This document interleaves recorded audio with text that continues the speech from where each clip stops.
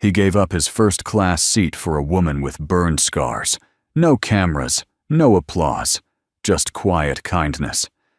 The next morning, a presidential helicopter landed outside his cabin, and everything changed.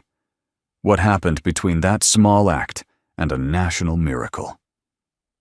This is the true story of how a single dad's silent gesture reached the highest levels of power and healed something far deeper than skin.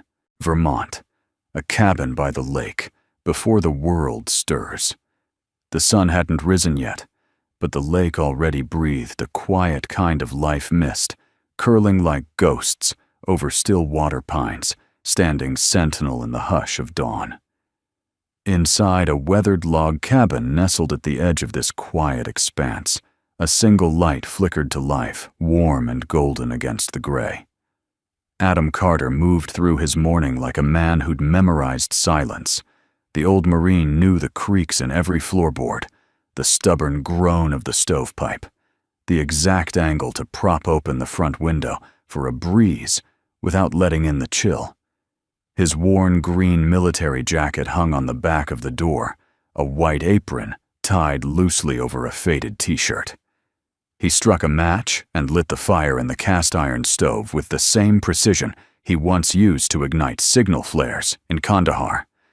The fire caught slowly, then roared as he closed the iron door. His breath fogged in the cold air, and he rubbed his calloused hands together before pouring water into a dented kettle. Behind him, soft footsteps padded into the room. "Morning, Daddy," a small voice whispered. He turned. Clara stood at the edge of the hallway, her red flannel pajama pants dragging over the wood, her honey blonde hair a mess of waves down her back. She was 9, but seemed older, somehow. Older in her eyes, in the way she noticed things others didn't. "Mornin', sweetheart," Adam said gently. He nodded toward the hearth. "Want to help with the coffee?" Clara grinned and padded forward barefoot. "Can I grind the beans?" He handed her the hand crank grinder, the same one he'd used in forward operating base Sharana, when instant coffee ran out, and someone smuggled in the real thing. Clara sat cross-legged on a stool, the metal grinder steady in her lap, turning the crank with practiced rhythm. As the smell of fresh grounds filled the room, Adam looked out the window toward the lake. A bald eagle glided low over the water wings, spread wide in absolute command of the sky.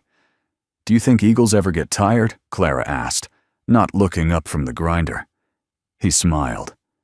"Maybe. But they don't stop flying." By the time the kettle whistled, the stove had warmed the kitchen, and the fire cast dancing shadows across the plank walls. Adam poured the hot water over the grounds, in a mason jar dripper Clara had made in woodshop. He handed her a chipped mug with a cartoon raccoon and the word "resilient" in bold blue letters. It had been her mother's favorite. Clara cupped it with both hands and blew across the steam. Adam didn't sit. He rarely did, unless the workday was done. Instead, he stood at the window and stared through his own reflection.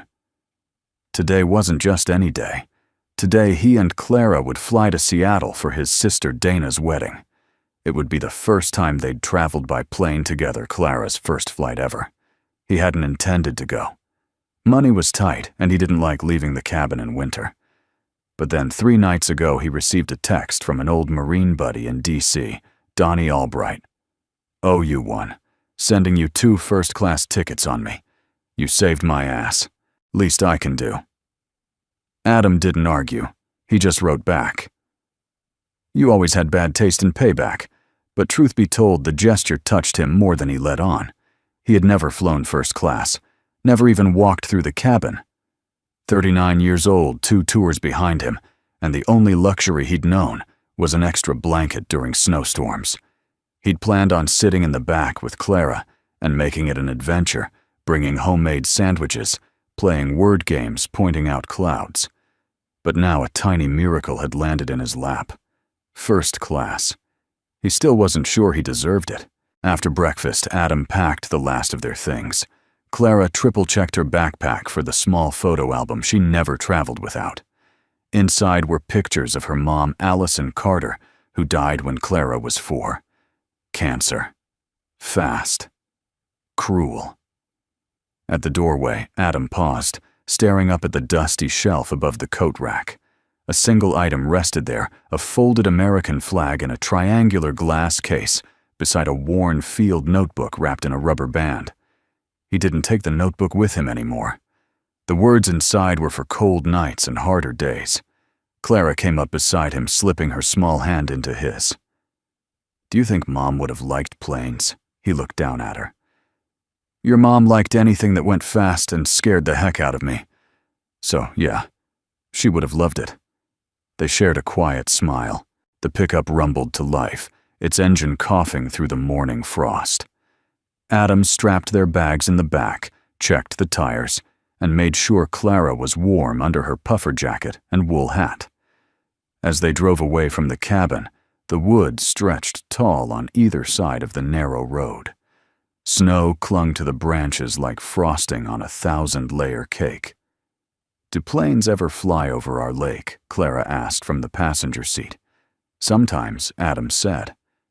But most people never look down long enough to notice. She stared out the window, thoughtful. "We'll look down." "Right, Daddy." He glanced at her, heart full and breaking at once. "Yeah, baby.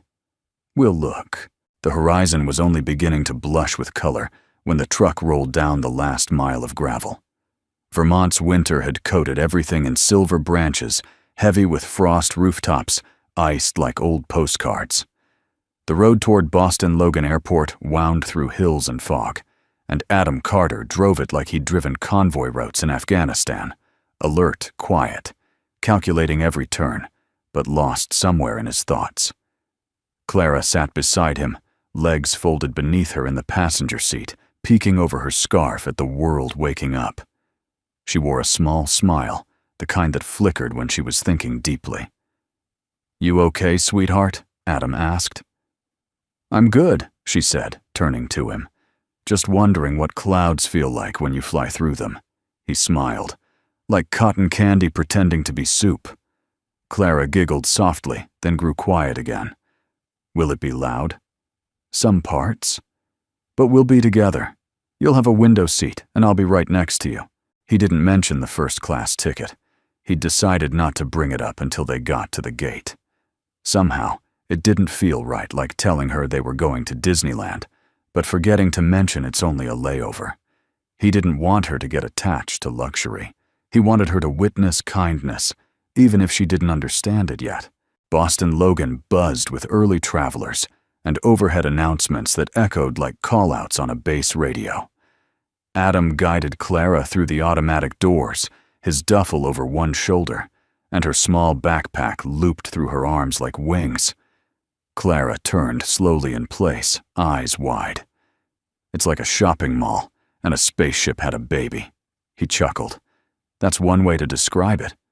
They passed kiosks selling noise-canceling headphones, neck pillows, shaped like cartoon animals, and coffee in cups, so large they looked like fuel canisters. As they approached the check-in counter, Adam spotted their flight number on the screen. Seattle. 6:25 a.m. On time. "ID and tickets, please," the agent said. Adam handed over the documents. The woman scanned them, then looked up with a smile. "Oh, first class. Nice treat." Clara's head jerked toward her dad. "Wait, what?" Adam leaned down to her ear and whispered, "Just watch, kiddo." They reached the gate with time to spare. Clara stood at the window, pressing her nose to the glass, as ground crew moved about like busy ants below. A massive jet loomed beyond the terminal glass, its silver fuselage glowing in the morning light. "That's our plane," she whispered, awestruck.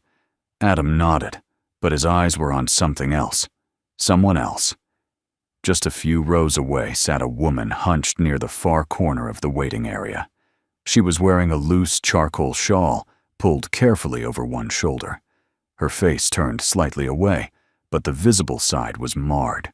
Burned tissue ran from her temple, down across her cheek, and to her jaw. Her left hand was covered in a black compression glove. A scarf hid the rest. People passed her. Some glanced, quickly looked away. A few slowed eyes lingering too long before they caught themselves and turned away, as if ashamed of their own discomfort. Adam recognized the pattern. It wasn't cruelty. It was fear. And fear, in his experience, often showed itself not in violence, but in silence. He watched as a young man in a pressed business suit sat one chair away, looked at her, then slowly got up and walked to another seat across the aisle. Clara saw it too. "Why is she sitting all alone?" she asked, barely audible. Adam knelt down beside her, steady and quiet.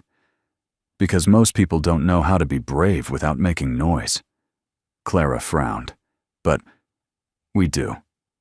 He smiled gently. "Yeah, we do." Boarding began.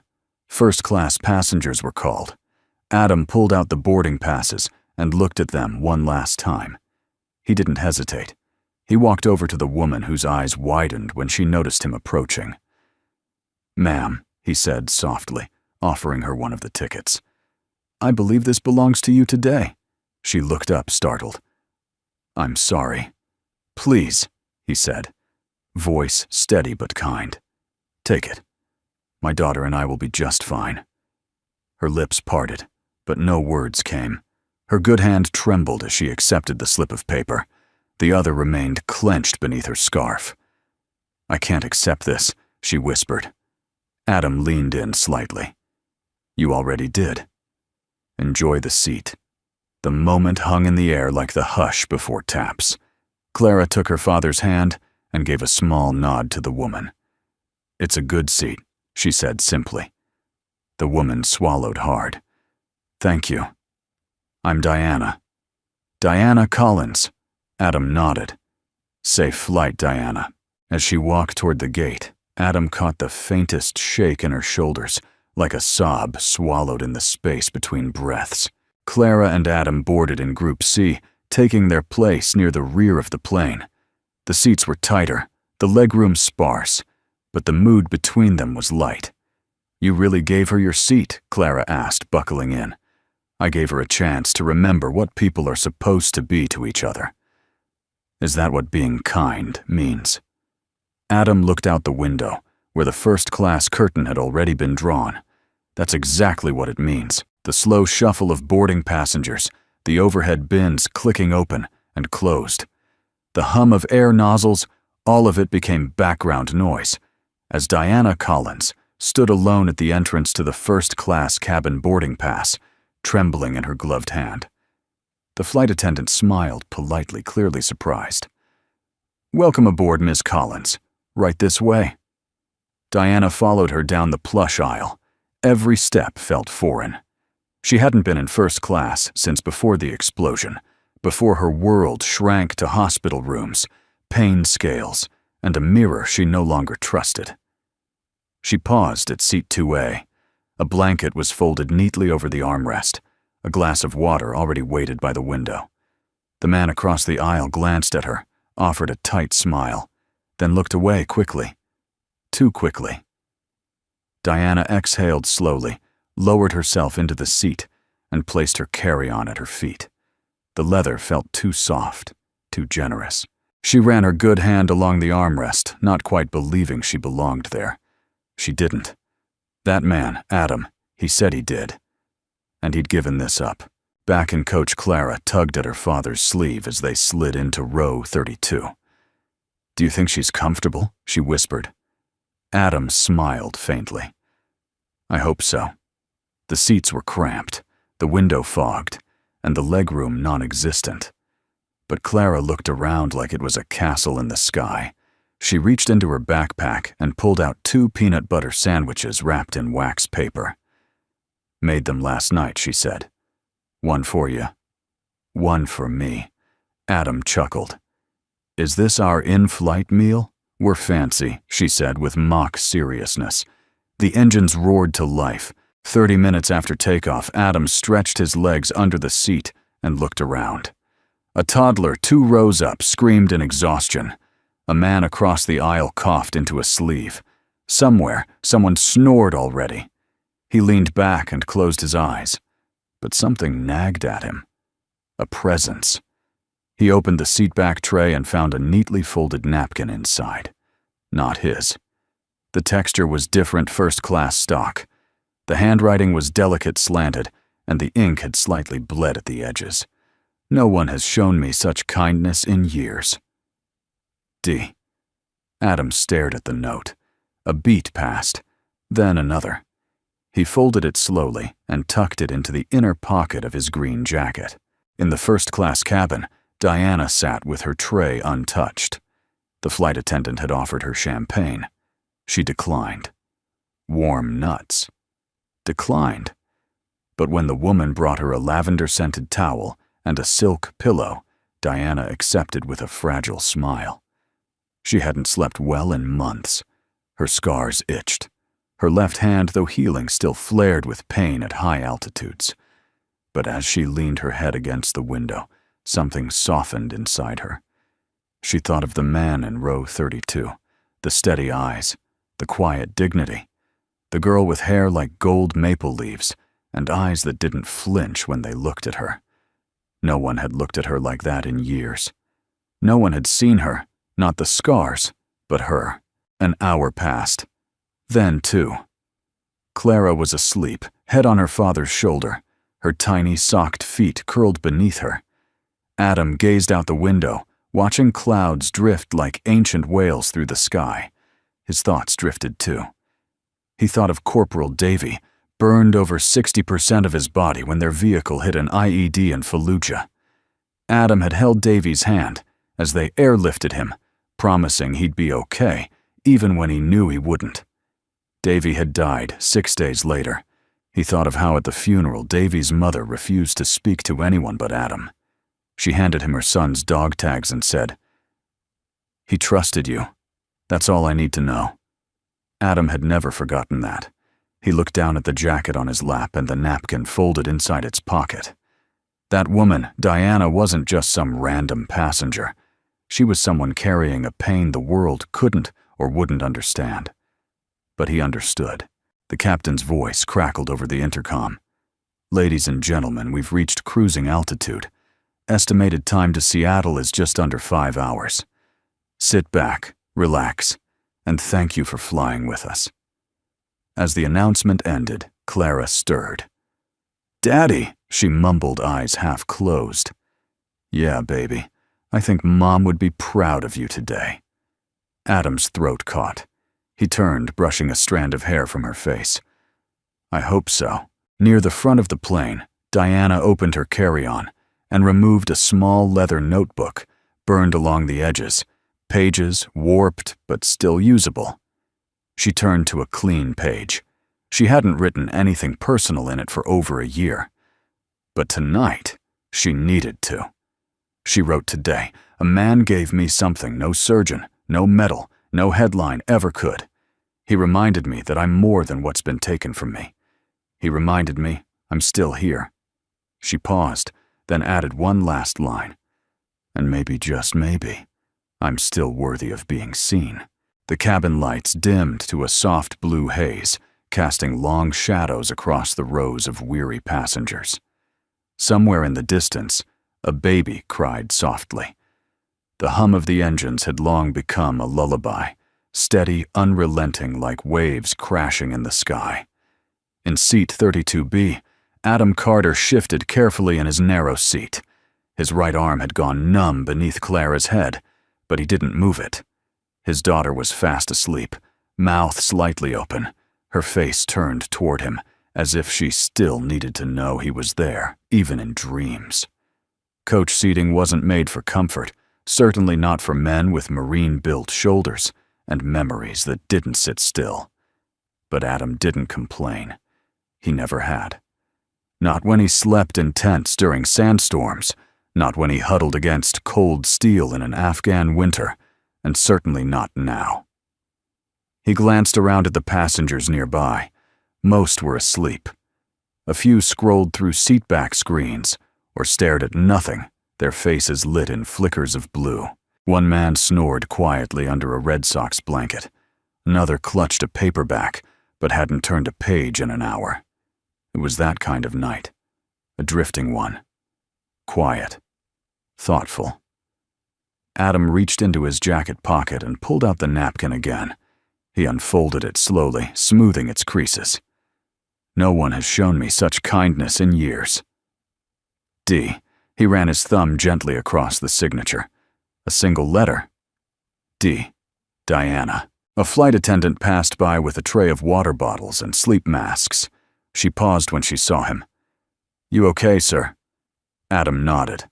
"All good, thanks." She hesitated, then leaned down slightly and whispered, "I saw what you did earlier, giving her your seat." He didn't respond. She's someone important," the attendant added. "Not just because of the scars. She was in the news once. Big story a couple years ago. Explosion overseas. Saved people." Adam gave a small nod. "Doesn't surprise me. She didn't tell anyone. Just boarded like any other passenger. But I think what you did, it meant more than you know." Adam's voice was low. "I didn't do it for credit. I know. That's what made it real." She left him with that thought and disappeared down the aisle. Clara stirred, shifting slightly and blinking up at her father. "Still flying?" she asked groggily. "Still flying," Adam said, brushing a strand of hair from her face. Clara sat up, slowly rubbing her eyes. "How long left? A few hours." She reached into her backpack and pulled out a small, travel-sized sketch pad. With a blue marker, she began to draw quietly, thoughtfully.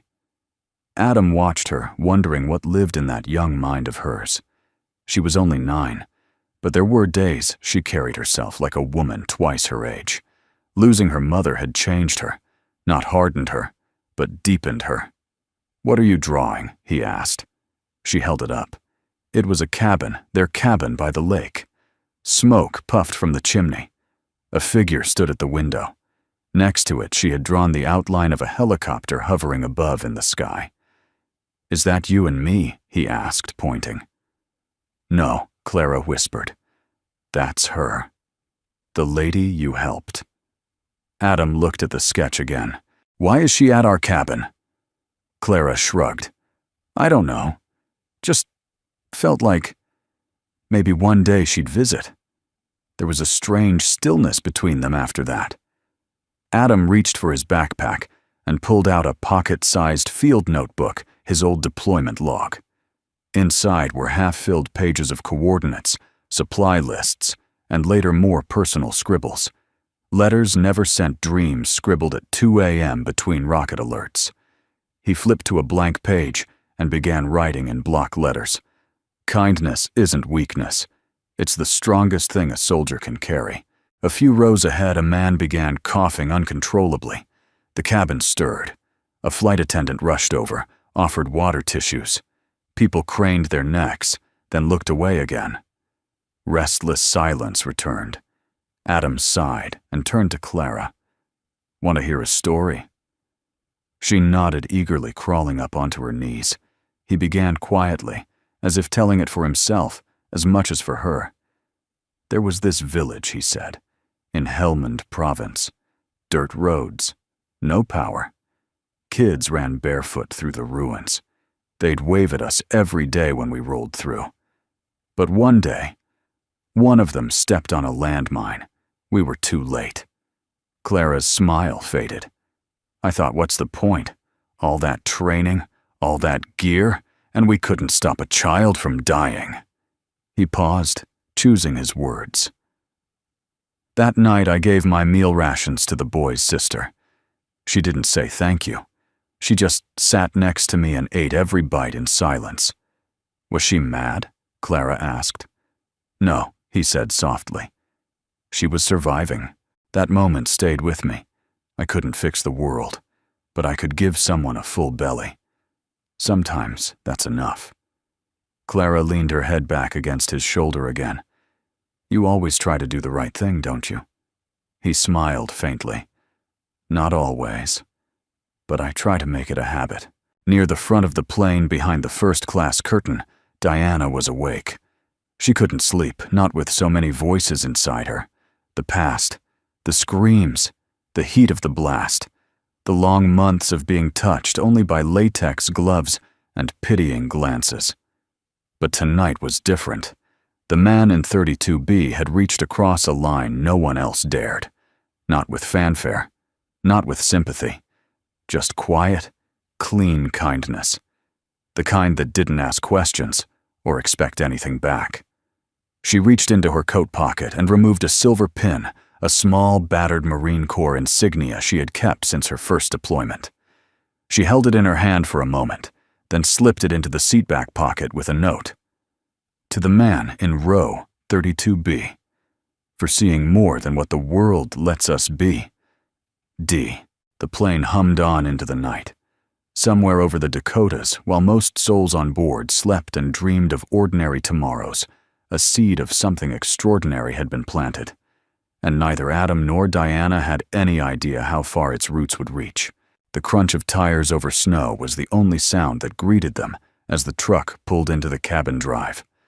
Vermont had kept its promise. Thick snow still blanketed the pine-studded landscape like an untouched canvas. The lake had begun to freeze over delicate cracks, forming crystalline veins across its pale surface. The wind carried the faint scent of pine sap and wood smoke. In the half-light of late afternoon, the world felt paused, waiting. Adam killed the engine and sat still for a beat. Home, he murmured almost to himself. Clara stretched in the passenger seat, yawning. Her cheeks were pink from the cold, her eyes still foggy from the nap she took during the last leg of the drive. Did it snow while we were gone? Adam stepped out of the truck and looked up at the sky, low clouds, the kind that promised more snow by morning. Looks like it, he said. Let's get the fire going before our toes freeze off. Inside, the cabin welcomed them like an old friend, cool, quiet, and familiar. The scent of cedarwood lingered, blending with the sharp edge of winter air. Clara ran straight to the hearth, tossing off her boots and clapping her hands for warmth.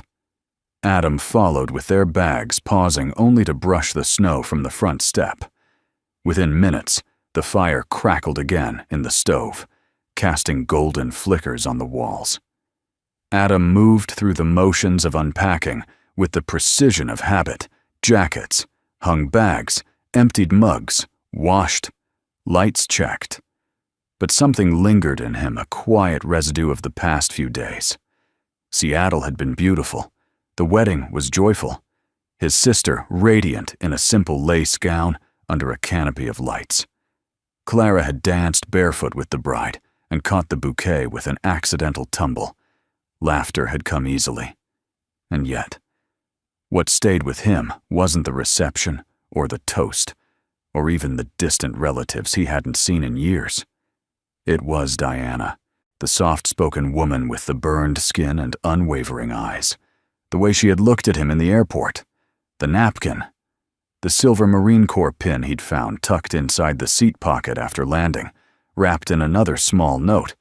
One soldier to another. Some wounds are seen, others are carried. Thank you. D. He hadn't told Clara about the pin, not yet. Some moments deserved silence. That evening, as snow began to fall again, Clara sat cross-legged at the dining table, a mug of cocoa in one hand and a purple marker in the other. "Can I ask something weird?" she said suddenly. Adam, who was mending a loose floorboard by the stove, looked up. "Sure." Clara tapped the marker against her lip. "Do you think people come into our lives for a reason?" Adam leaned back on his heels, considering. "Some people," he said slowly, "show up like storms, loud, messy, and hard to forget. And others," he nodded, "others show up like music you didn't know you needed.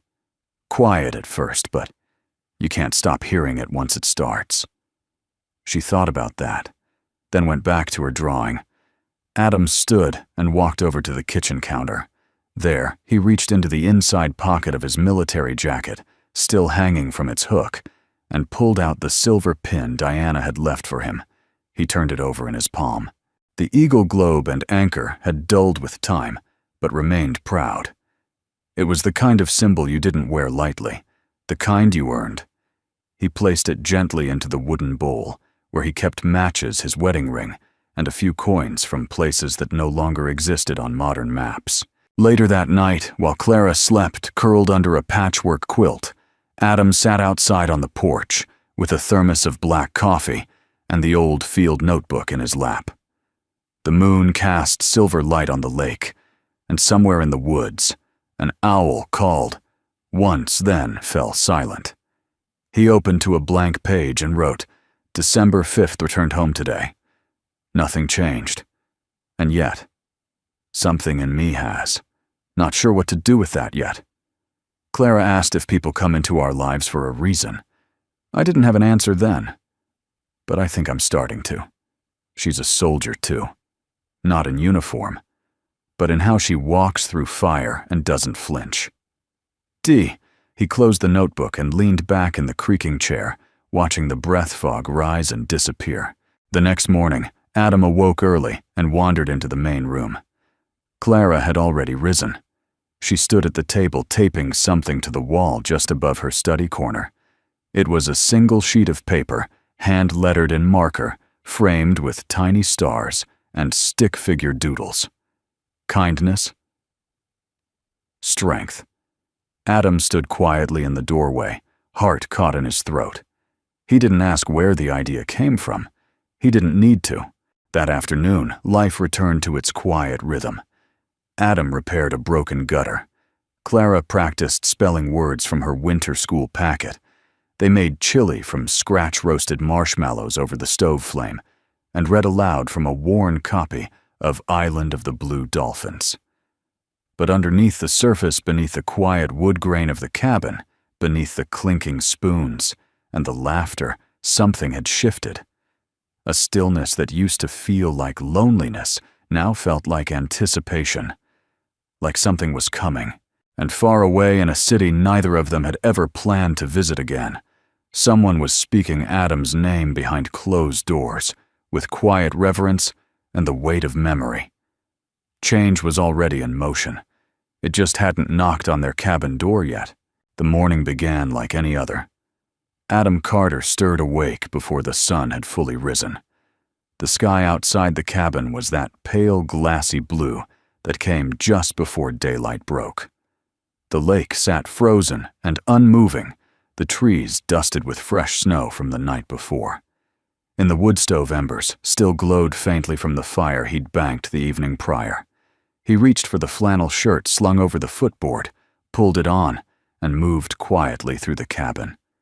Clara was still asleep, her hair fanned across her pillow like golden thread, her arm clutching a stuffed bear, so worn its ear had long been sewn back on. Adam smiled. He filled the kettle, set it on the stove, and stepped outside to split a few logs. Cold air bit at his cheeks. The axe was cool in his hand, routine, familiar, comforting. But just as he raised the first log, the sound hit. Not the wind, not the distant cry of a loon, but something far heavier, mechanical, rhythmic, whoop, whoop, whoop, whoop, the kind of sound you feel in your chest before you hear it clearly in your ears. It was faint at first, but rising, approaching fast. Adam froze the axe suspended midair, his senses tightening the way they had during combat alerts. He turned his eyes toward the tree line, and then he saw it. Over the ridge, emerging slowly but unmistakably from the morning mist, came the sleek, polished body of a helicopter, green and white with gleaming engines, and an unmistakable insignia emblazoned on its side, United States of America. Adam's pulse quickened. He dropped the axe and ran to the porch, boots crunching snow. The rotors thudded louder, now echoing through the valley, shaking the icicles loose from the eaves. Inside the cabin, Clara stirred. She rubbed her eyes and stumbled to the door. "Daddy?" What's that sound? Adam pulled her close, wrapping her coat around her. I don't know yet, he said. But his tone betrayed him. He knew this wasn't normal. Not for a man like him. Not for a place like this. The helicopter circled once, then began to descend, hovering low over the frozen lake. Snow whipping up like a cyclone around it. Clara's eyes went wide. As that Adam nodded slowly. That's Marine One. The very aircraft reserved for presidents, top generals, and the most classified of missions. Why was it landing here? Why now? The skids touched down on the snowy clearing near the edge of the woods. The rotors slowed but did not stop. The door opened, and for a long moment all Adam and Clara could see was a flurry of snow and shadowy movement. Then came two men in dark suits, Secret Service clearly making their way briskly toward the cabin. One of them raised a gloved hand and knocked on the wooden frame of the porch. "Mr. Adam Carter," he asked loud, but respectful. Adam nodded. "That's me." The man pulled back his hood. "Clean-shaven. Professional. There's someone aboard who'd like to see you." "Personally?" Adam's brow furrowed. He glanced down at Clara, whose small hand found his instinctively. Who, he asked. The agent simply stepped aside and gestured toward the open cabin of the chopper. And then she stepped out. Diana Collins. But this was not the same woman from the airport. Gone were the shawls and gloves and guarded posture. Today she stood in full dress, uniform, midnight blue, with gold trim polished boots, bars of commendation across her chest and at her collar. The Medal of Honor. The sun chose that moment to break through the trees.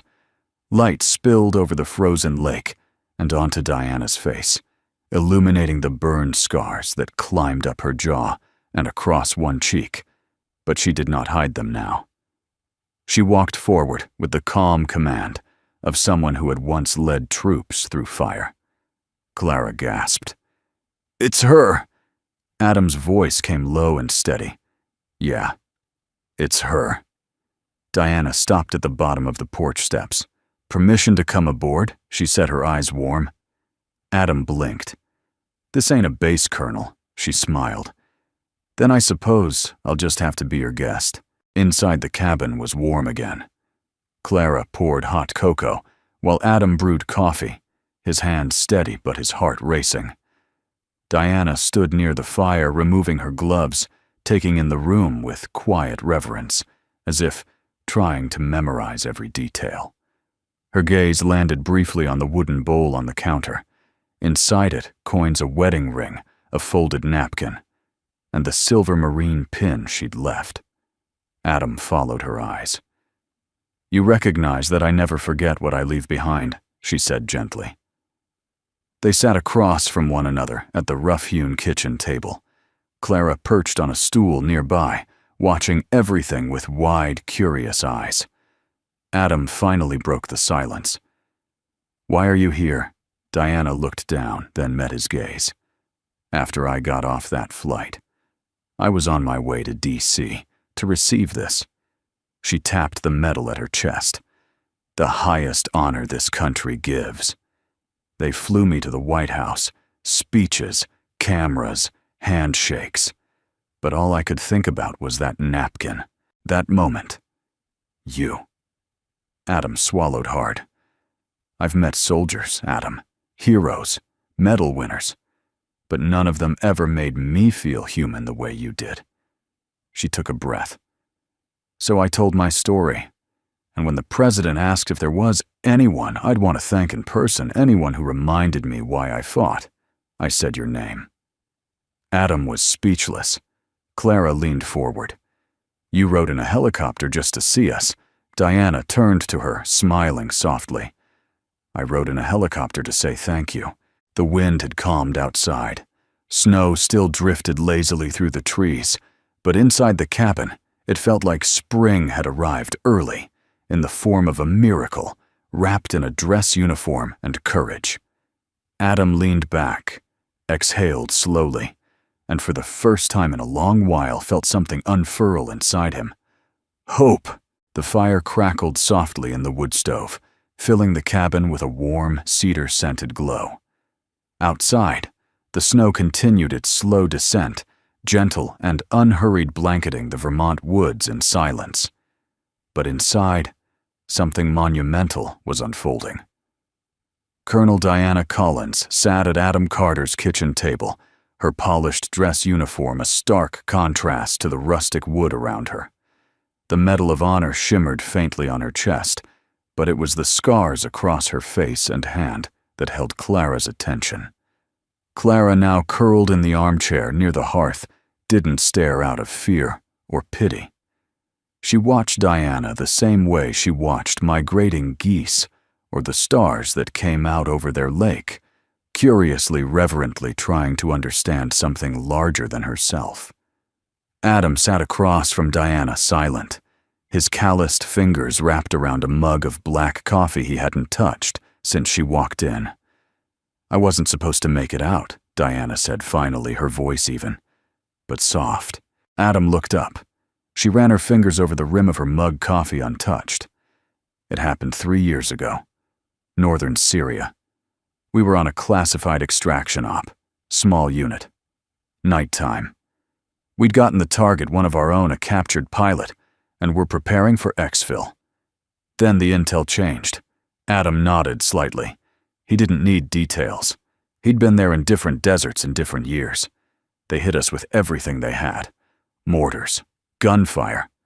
One round hit a nearby ammo dump we hadn't accounted for. I was closest when it ignited.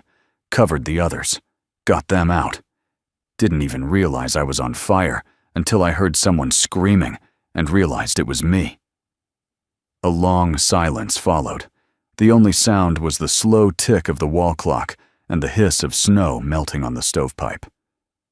"I spent 6 months in a burn unit," Diana continued. "Another year in physical therapy. I've had 19 surgeries. And still, I couldn't make people look me in the eye." Clara shifted. Her small voice broke the silence. "But you're brave. They should." Diana turned to her, and for a moment her tough military demeanor softened. "Thank you, Clara. But it's hard for people to see past damage, even when you've done something right, especially when it's visible." Adam finally spoke, voice gravelly and low. "But you still wear the uniform." Diana met his eyes. "Because I refuse to disappear." There was steel in her voice now, quiet and strong. "That day at the airport, I thought I'd vanish into another row of polite avoidance, people pretending I wasn't there. Then you stood up." Adam shrugged. "It was just a seat." Diana shook her head, her tone firmer. "It was everything." She reached into her breast pocket and pulled out a folded document, small, official, and creased at the edges. She laid it gently on the table between them. "This is a copy of the address I gave at the ceremony. I didn't name you directly, classified context and all, but I told them the truth. Adam didn't touch the paper. I told them that on the way to receive the highest honor of my life, I encountered the purest one." Their eyes locked. "You didn't know who I was," she said. "You didn't ask. You saw someone hurting and did what no medal or order could force you, chose compassion. Without condition. Without witness. That's what makes it powerful." Adam's jaw tightened, and he leaned back slightly in his chair. "I just did what I hoped someone would do for my daughter one day." Diana smiled faintly. That's exactly why it mattered. Clara stood and tiptoed to the table.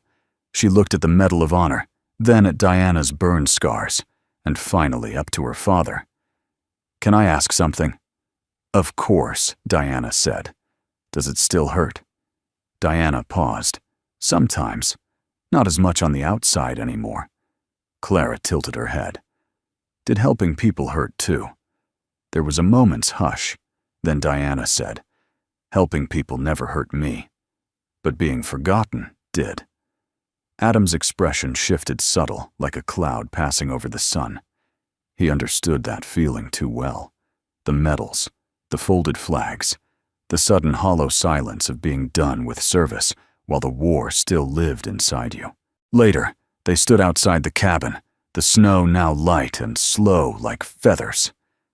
Marine One waited silently in the clearing, its rotors idle. "I have to return this afternoon," Diana said, adjusting her coat. "But I didn't want to leave without seeing you face to face, without thanking you the way I'd thank any of my own who pulled me from fire." Adam nodded. "You didn't have to fly all this way." "But I did," she said, stepping closer. "Because sometimes words are all we have, and sometimes we need to show up." She hesitated, then added quietly, "I'll be going in for one last reconstruction surgery in 2 weeks, Hawaii Base Hospital. After that, they want me back on command rotation." Adam arched a brow. "Back in the field. Not combat," she said, "but active. Real work. Real purpose." She hesitated. "I could use someone like you on the trip. Not as a soldier. As a reminder." Adam didn't answer right away. He looked down at Clara, who had silently taken his hand. She looked up at him, her voice a whisper only he could hear. "You helped her once, Daddy. Maybe now she needs more." Adam met Diana's gaze again. "I'll think about it." As Diana turned to board the helicopter, she stopped and glanced back. "By the way, the President sends his regards." Adam blinked. "You're kidding." "I wish I were. He wanted to offer you a medal. I said you'd probably prefer silence." She winked. And with that, she stepped into Marine One, leaving snow swirling in her wake. Adam and Clara watched it rise, slicing the air with presidential precision until it was gone. Nothing but the sound of the trees remained. But everything had changed. 2 days had passed since Marine One lifted off from the snowy clearing outside the Carter cabin, and yet the sound of its rotors still echoed faintly in Adam's chest, like a distant drum that refused to fade. He hadn't slept much. Every time he closed his eyes, he saw Diana's face. The scars, yes, but more than that, the steel behind them and the vulnerability she had allowed him to see. Her words stayed with him, turning over like coals in a low fire. "I could use someone like you on the trip." He hadn't told anyone he was considering it. Not his brother in New Hampshire. Not his Marine buddies in the group text that rarely buzzed anymore. Not even Clara. And yet, somehow, Clara knew. She always did. It was Friday morning when the next surprise arrived, not with noise this time, but with silence. Adam found the envelope tucked between 2 logs in the woodpile, sealed with an official-looking stamp, and pressed in weather-resistant plastic. Clara stood beside him as he pulled it open, brows furrowed. Inside was a sleek white folder. The seal of the Department of Defense was printed on the corner, and beneath it, his name, printed in bold, Staff Sergeant Adam Carter Rhett. Civilian guest authorization. Naval transport. Clara's breath caught. "Is this?" Adam opened the folder further. A set of official travel documents fell out along with 2 laminated tags, marked with military codes, clearance badges, and a simple itinerary. Destination Joint Base, Pearl Harbor, Hickam Purpose, medical accompaniment, guest honorary departure. Sunday, 800 hours, via military charter passengers. Carter Adams, for Carter. Clara Adams stared. And then he saw it, a note scribbled in handwriting he recognized instantly. Diana's. "You gave up your seat once. This time we saved you 2. Hawaii awaits." Clara clapped her mittened hands over her mouth. "We're going to Hawaii." Adam didn't answer right away. His throat was thick. Instead, he looked up toward the lake, still frozen, still unmoved, and felt for the first time in years the unmistakable rustling of hope pressing against the edge of his heart. Sunday, 0800 hours. A military transport jet, sleek enormous, and humming like a sleeping lion, waited on the runway at a secure airfield north of Boston. The tarmac was wet from melting snow, and the sky overhead was pale gold with morning. Adam wore his old dress coat one size looser than it once fit, but still pressed, still proud. Clara walked beside him in a blue windbreaker, 2 sizes too big, her tiny face hidden beneath aviator sunglasses she'd insisted on wearing for the mission. Inside the jet, Diana greeted them. She stood with one hand still wrapped lightly in a compression glove, her other hand outstretched in greeting. "I figured you'd say yes," she said. Adam grinned. "I figured you'd give me no real choice." As the engines roared to life, Clara buckled herself in and peered out the window. "How long till we're in the air?" Diana leaned over. 10 minutes. Clara's eyes sparkled. "Is it okay if I pretend I'm in a movie?" Diana smiled gently. "You're not pretending. This is the movie."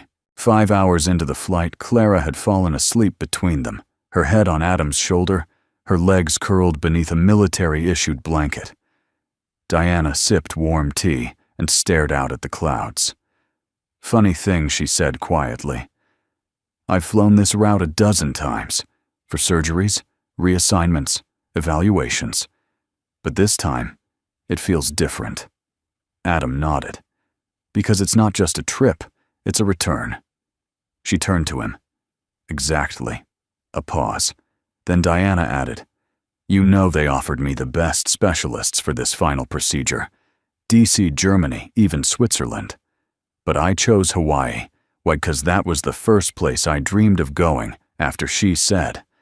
Not before the blast, not before the scars. After. It became a symbol, not of escape, but of arrival." Adam looked down at his daughter, then back at Diana. "Then maybe that's what this trip is for all of us." They landed just past sunset. The air smelled different in Hawaii, warm, salt-tinged and rich with plumeria blossoms.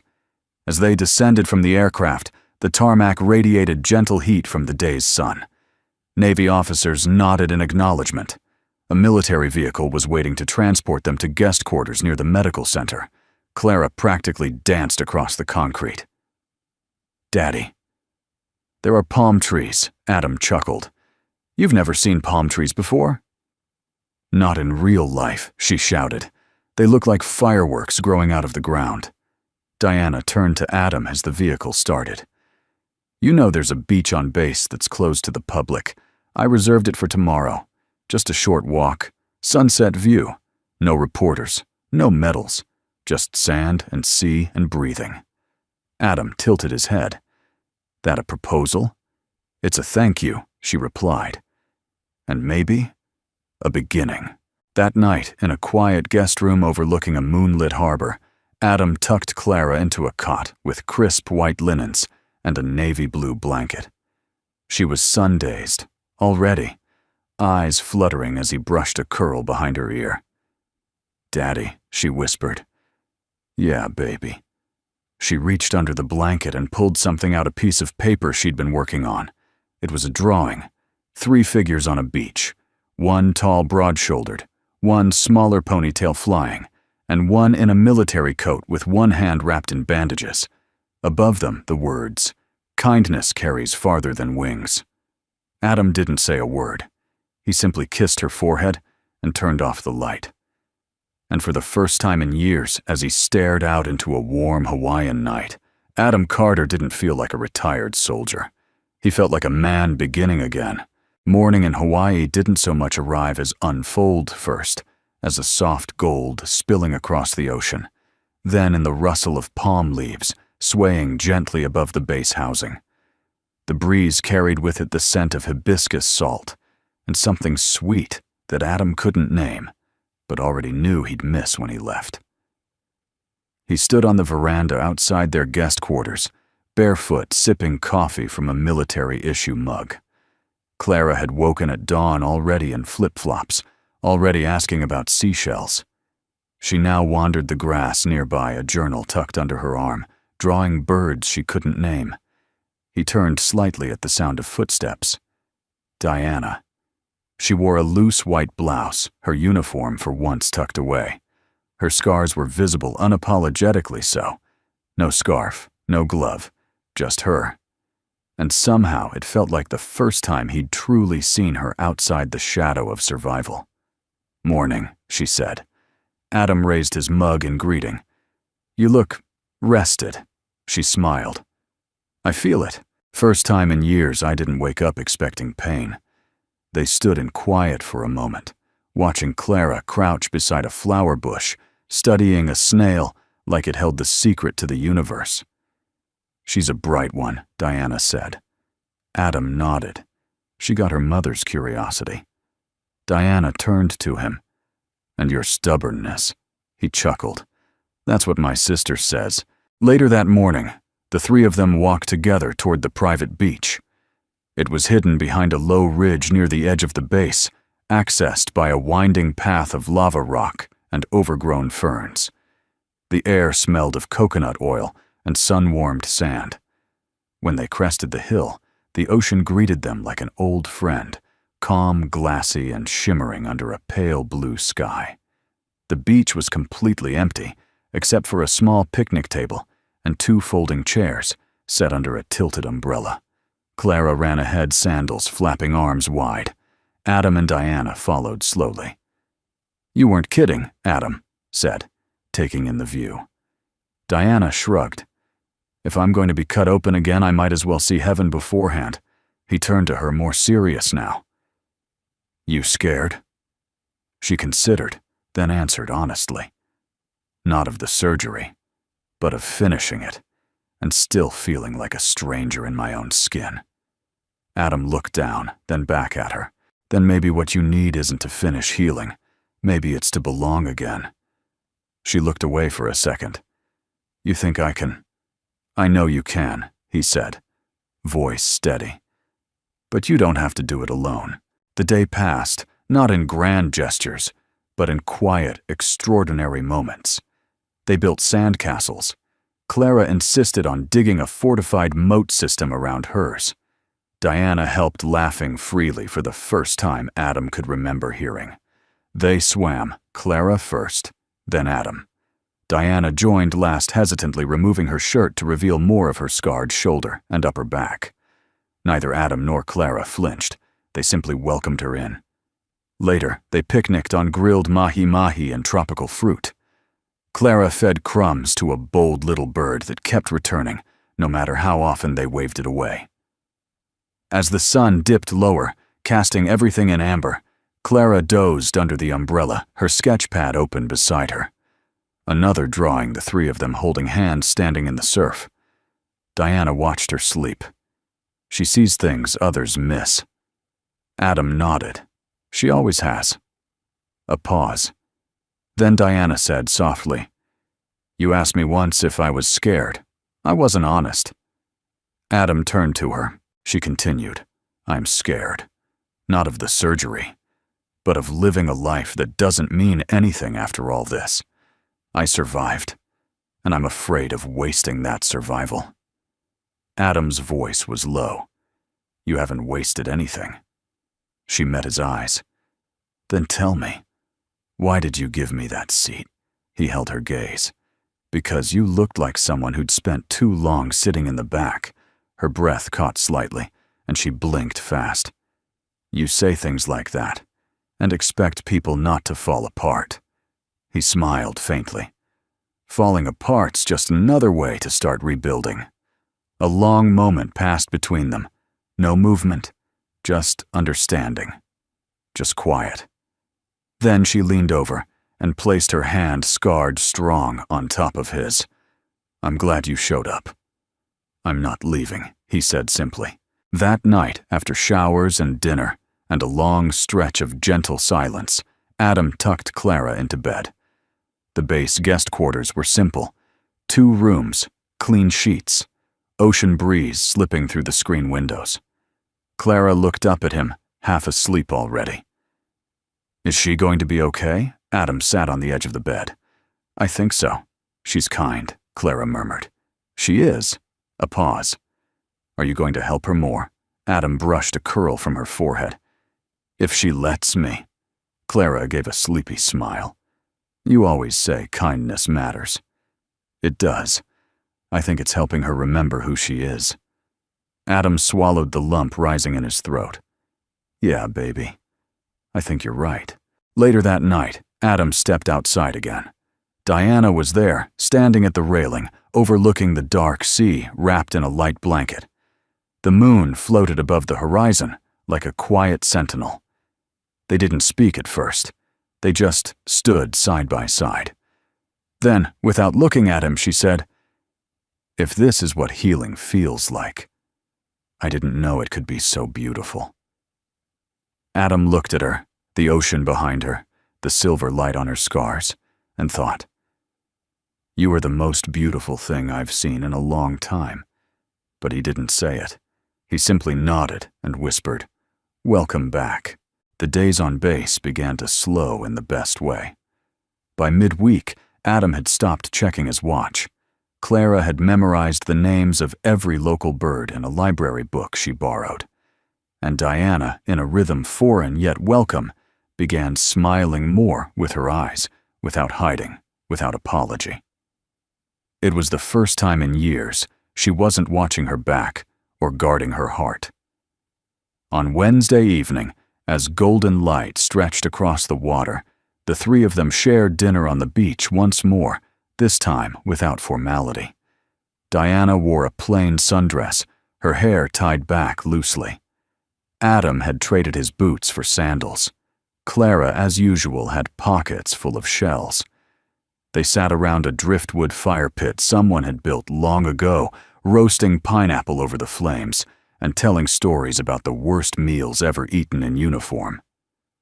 Clara declared the winner was a tie between Diana's powdered egg on sandwich confession and Adam's story of a chilly MRE that exploded mid-patrol. Laughter rolled between them like ocean waves. But as dusk deepened and stars began to prick the sky, the tone shifted. Not heavy, but tender. Intimate. Diana leaned forward, elbows on her knees. The flicker of the fire danced across the uneven surface of her skin. "I get the final surgery next week," she said quietly. "They'll be taking skin from my thigh and redoing the lower side of my jaw." Adam looked at her, not with worry, but something steadier respect. "You nervous?" he asked. She nodded. "More than I expected. Not about the pain, not even the result." Clara, sitting cross-legged beside her, tilted her head. Then what Diana glanced at the girl, then Adam, then the fire. That I'll walk out of it and not recognize the person in the mirror. That I won't feel like me anymore. Clara reached out and took Diana's hand gently without flinching. "But you already are you." Diana blinked fast. The heat from the fire wasn't what burned her eyes now. Adam spoke, his voice low but firm. "You're more you than most people ever get to be. You know what it means to hurt and still show up." There was silence after that, deep, not awkward. The kind of silence only possible between people who'd found something rare in each other. Later that night, with Clara asleep in the quarters, Adam and Diana found themselves back on the balcony, sipping hot tea overlooking the lights of the harbor. Soft music played from someone's open window nearby. A gentle jazz melody half carried by the breeze. Diana swayed slightly, a distant memory flickering behind her expression. "You know," she said, smiling faintly, "when I was a cadet, I used to dream about dancing under the stars, with someone who wouldn't be scared of how strong I was." Adam chuckled. "And did that happen?" She turned to him, eyebrow arched. "Not once." He stood slowly, extending a hand. "Well, it's never too late." She hesitated, not because she was afraid, but because this was sacred ground, a space she hadn't stepped into in years. Romance, softness, the possibility of being seen, not just as a soldier or a survivor, but as a woman. But Adam's hand didn't waver, so she took it. They danced. No music, but the wind, the waves, and the occasional chord floating through the tropical night. Diana leaned into him slowly. Adam moved with surprising grace for a man more used to combat boots than slow steps. She rested her head briefly against his chest. He said nothing, just let her be. After a time, she pulled back slightly, her hand still in his. "There's something I've been thinking about," she said. "After the surgery, I'll be grounded for a few weeks. But after that, they're asking me to consult on veteran reintegration programs, stateside, civilian-led support." Adam nodded. "Sounds like something that needs doing. They asked if I knew someone who could join, not as a soldier, as a peer, a mentor." Adam raised an eyebrow. "You volunteering me?" Diana's voice was quiet. "Only if you want to keep doing what you're already doing, changing people with kindness." He looked out at the water for a long moment, then back at her. "I'm in," he said. The next day, Diana began preparing for her surgery. Paperwork, pre-op meetings, physical tests. Adam stayed close, not hovering, just present. Clara drew pictures and left them by Diana's bedside every night. One drawing showed Diana with angel wings and boxing gloves. Another showed a heart stitched at the center, but glowing gold. On the last night before the procedure, the three of them sat on the guest quarters floor, playing cards, Clara winning more than she should have. "You two cheat," Adam grumbled. "You're just bad at bluffing," Diana smirked. After Clara went to bed, Diana walked Adam to the door. There, under a soft porch light, she paused. "If something goes wrong, it won't," he said gently. "But if it does," he stepped closer, placing a hand over hers. "Diana, you've already come through fire. This is just another step."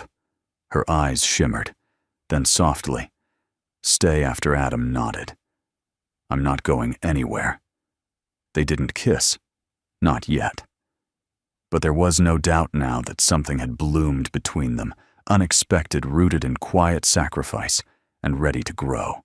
The operating room smelled faintly of antiseptic and salt.